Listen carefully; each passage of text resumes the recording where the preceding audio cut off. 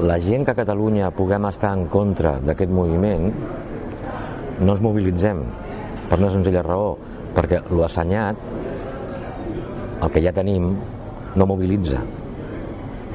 Llavors, el que genera il·lusió i un trencament i una ruptura i és prova del cabreig generalitzat és aquesta reacció que té el propi procés, o diguem-li X. Llavors el que es planteja és, malgrat el nacionalisme tradicionalment s'ha apropiat de com una reivindicació nacionalista i de construcció nacional, entre moltes cometes, l'11 de setembre, reivindicar aquesta festa com que és de tots els catalans i identificar, no, expulsar d'aquesta apropiació que fan una part de la societat catalana paulatinament. Una d'aquestes mostres és l'11 de setembre.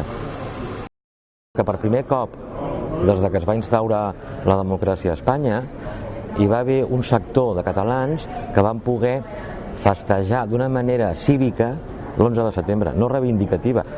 Va tenir un to reivindicatiu, però era recuperem el seny, recuperem la senyera, el lema.